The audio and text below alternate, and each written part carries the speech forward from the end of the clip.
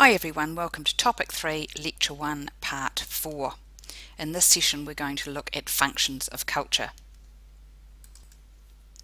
This is Regal and Slocum's diagram of organisational behaviour. We start with organisational design, where we define the organisation's value chain and supplier-customer relationship. We should identify the inputs and outputs that need to be managed.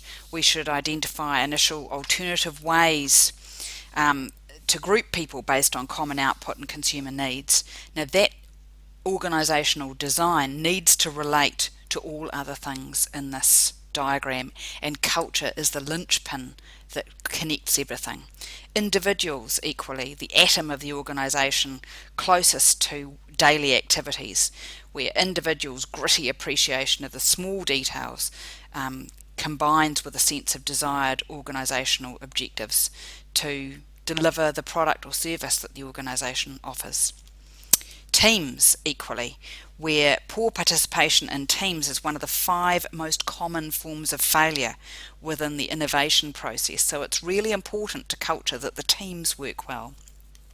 Leadership, poor leadership is a key issue in infrastructural culture of failure. Poor communication is one of the 5 most common forms of failure in the innovation process. Organisational systems, where we need to define how interfaces between functions can be managed, how we formulate the goals that link to business goals, where we identify resource allocation in terms of human resources and hardware.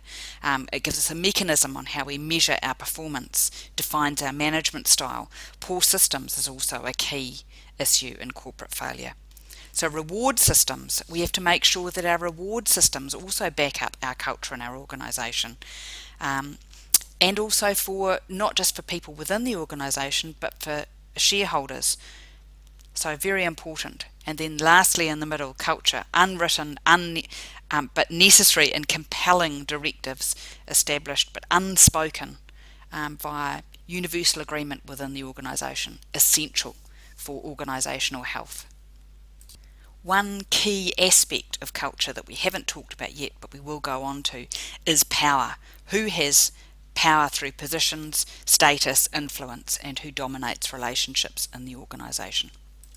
So thinking about corporate cultures, also Deal and Kennedy, think about who forms roles or who performs roles within the organisation. The storytellers who tell you about the organisation, the priest whom everyone trusts in the organisation, who are the guardians of cultural values, the whisperers who have the ear of powerful people within the organisation.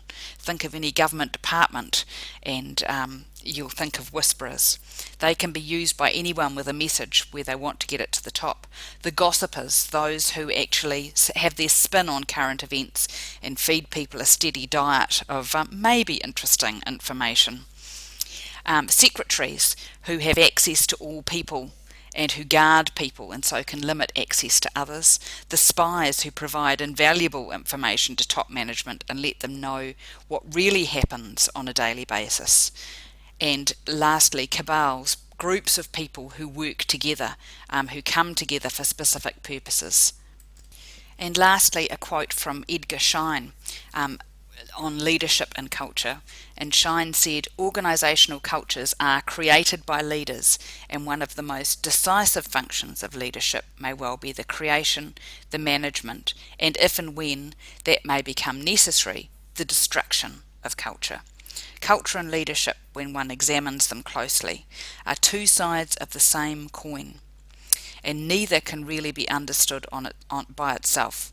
In fact, there is a possibility, underemphasised in leadership research, that the only thing of real importance that leaders do is create and manage culture, and that the unique talent of leaders is their ability to work with culture.